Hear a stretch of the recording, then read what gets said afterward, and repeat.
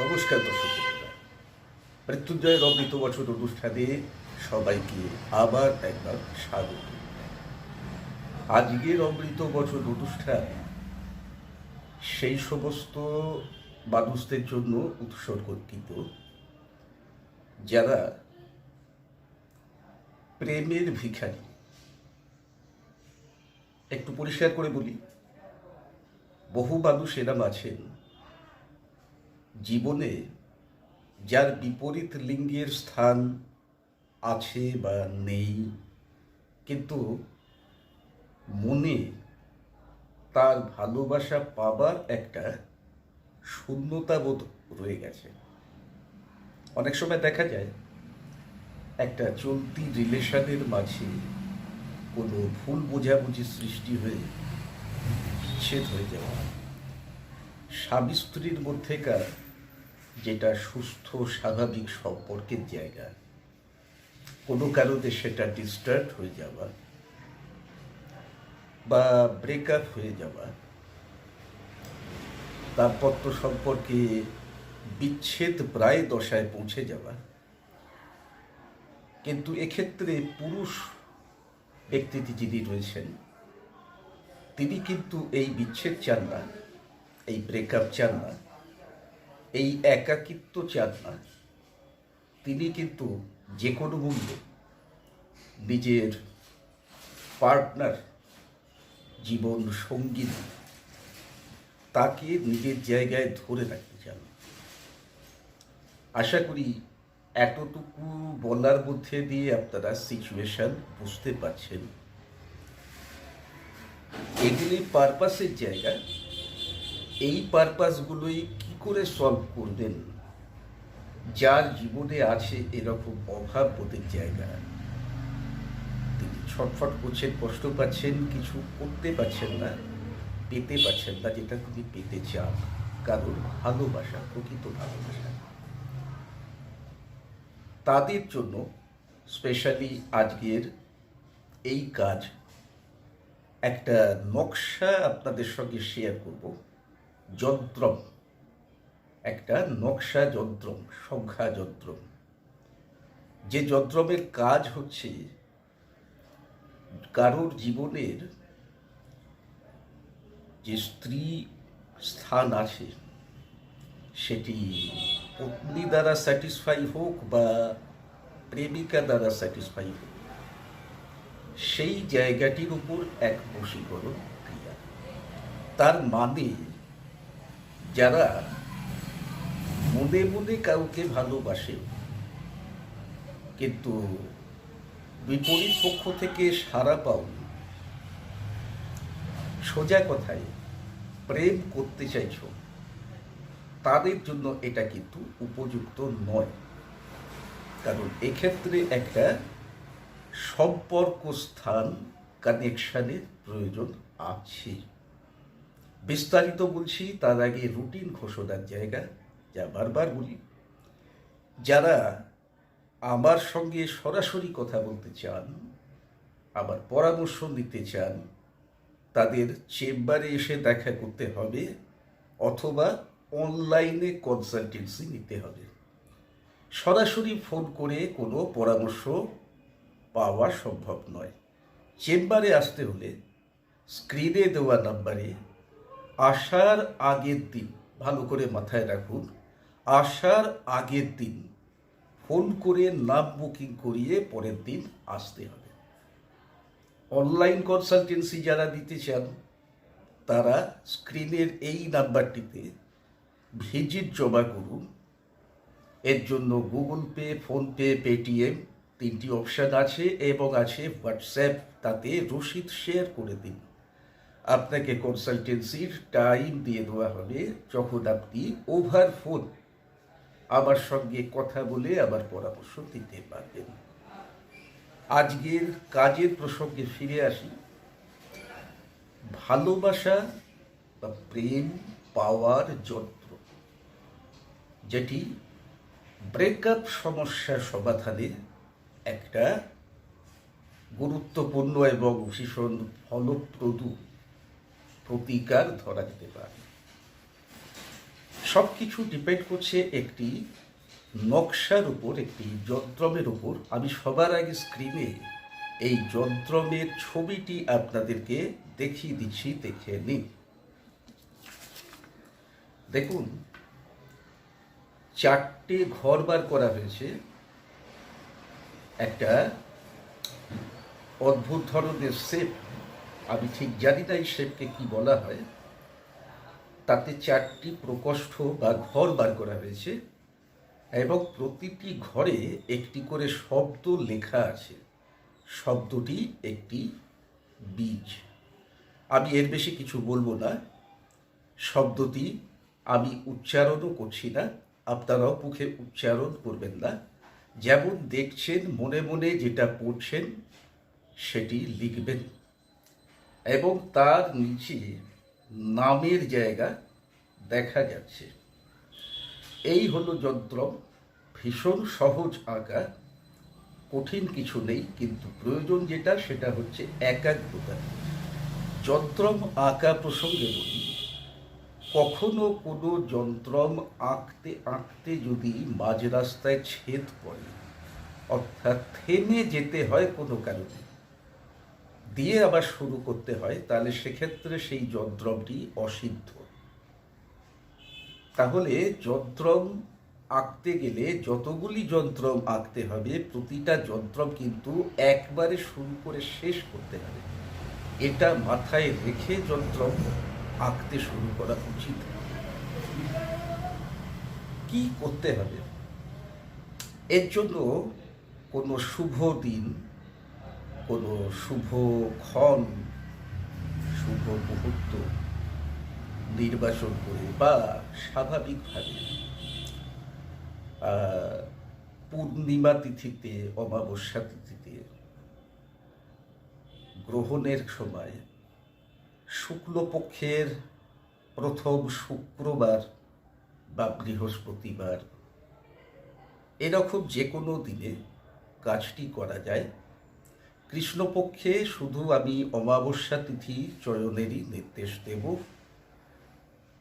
বাকি যা কিছু দিন সেগুলো শুক্লপক্ষে ধরতে হবে। এই হচ্ছে দিনক্ষণ নির্ঘণ্ট কবে কাজটি করা যাবে। কাজটি করতে গেলে যা প্রয়োজন, বেশ কিছু পরিমাণ ভূর্জপত্র। ভূর্জপত্র আপনারা অনেকে দেখেছেন, অনেকে দেখেননি। স্ক্রিনে ছবি দিয়ে দিচ্ছি, দেখে নিন। এইরকম ভূর্জপত্র দশকর্মার বড় দোকানে কিনতে পাওয়া যাবে, সেখান থেকে কিনে নিতে হবে। বেশ খানিকটা প্রয়োজন। কতটা প্রয়োজন পরে বুঝবেন আমি যখন বাকি প্রসেসটা ডিসক্রাইব করব। আপনাকে এই ভূর্জপত্র সমান ছোট ছোট চৌকো টাইপের টুকরো বার করতে হবে, মোট 109টি। এবং এই যে 109টি বললাম, 109টি টুকরো প্রতিকটি আপনার কাজে লাগবে, কিছু নষ্ট যাবে না। 109টা টুকরো 109খানা যন্ত্রমে পরিণত হবে। এটা মাথায় রেখে কাগজের ছোট টুকরো করতে হবে। আর যন্ত্রম আপনার দেখেছেন কত বড় জায়গার মধ্যে লিখতে পারেন, নিচে নাম লিখতে পারেন, সেটা আপনারা বিবেচনা করে টুকরো করবেন। কালির জন্য যেটা করলে ভালো হয়, আমি জানি না সেটা কতজন করতে পারবে, তা বিকল্প আমি বলে দিচ্ছি। লেখনী মানে কলম, ডালিম গাছের ডাল দিয়ে লেখা ভালো, তাকে ছুলে কলমের মতো বানিয়ে। এ প্রসঙ্গে বিধি আছে কি করে ডালিমের ডাল সংগ্রহ করতে হবে, নিমন্ত্রণ দিয়ে। আবার অন্য ভিডিও আছে এই বিষয়ে, তাই কথা বাড়াচ্ছি না। এবং কালি হিসাবে এক্ষেত্রে কুমকুম, গোরচনা এবং কেশরের মিশ্রণ, যা গঙ্গা জল বা যে কোনো পরিষ্কার জল দিয়ে, শুদ্ধ জল দিয়ে গুলে, একটু গাঢ় করে গুলে কালি বানিয়ে নিয়ে লেখা উচিত। কিন্তু আজকের দিনে এই সব উপকরণ সংগ্রহ করে করা যেমন কঠিন, তেমনি এইভাবে সাকসেসফুলি 109টা টুকরোতে 109টা যন্ত্র নিট অ্যান্ড ক্লিন এঁকে ফেলা, এটাও ভীষণ টাফ। তাই আমি বিকল্প হিসেবে বলছি, লাল রঙের কলম ব্যবহার করবেন। লেখার আগে সেই কলম নিজের ইষ্টদেবের চরণে রেখে আশীর্বাদ প্রার্থনা করে সেই কলম ব্যবহার করে লিখতে পারেন। তবে কেউ যদি চ্যালেঞ্জ নিতে পছন্দ করেন, তাকে বলবো এই চ্যালেঞ্জটা নিন। অরিজিনাল যে বিধি, যেভাবে আমি কালি কলম তৈরি করে লেখার কথা বললাম, সেরকমভাবে লিখে দেখুন। তো কাজটি শুরু যখন করবেন, আপনাকে সব কিছু জিনিসপত্র গুছিয়ে নিয়ে বসতে হবে নিজের সঙ্গে। কী কী সঙ্গে থাকবে আপনার? কিছুটা আটা বা ময়দা থাকবে,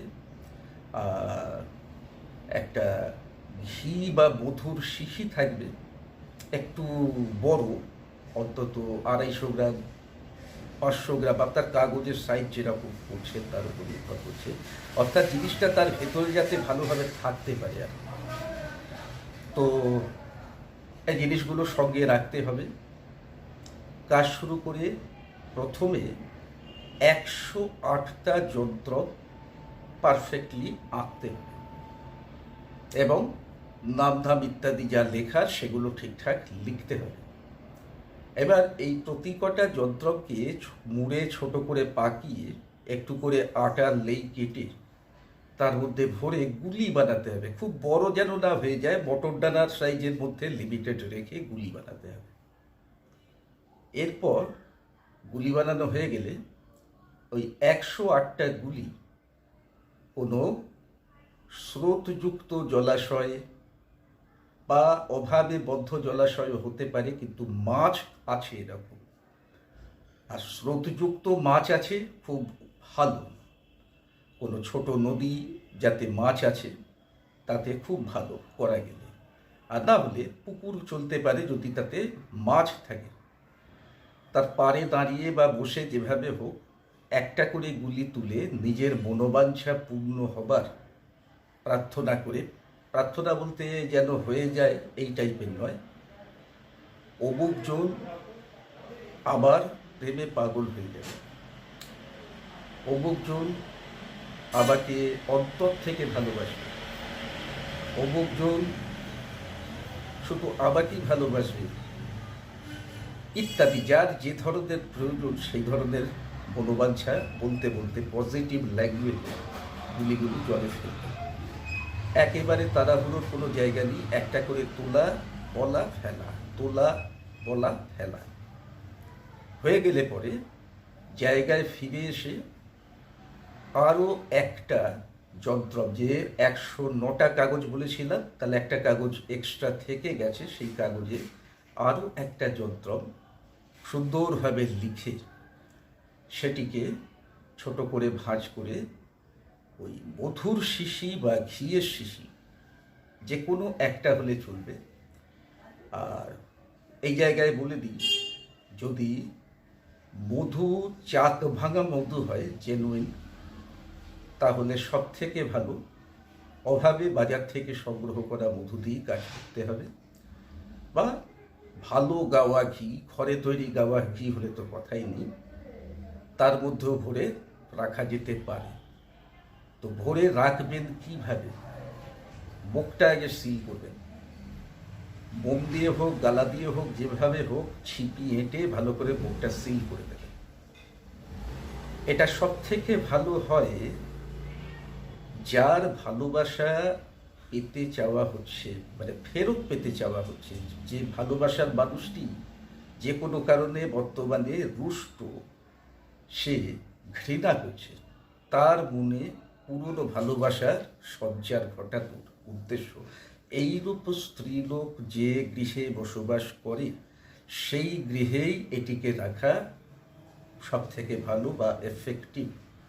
কিন্তু অনেক সময় সেটা সম্ভব হয় না, তাহলে সেক্ষেত্রে প্রয়োগকারী ব্যক্তি নিজের ঘরেই কোথাও এটিকে লুকিয়ে রেখে দেবে, এমনভাবে যাতে তাতে হাত দিতে না হয় বা কারোর নজরও না পড়ে।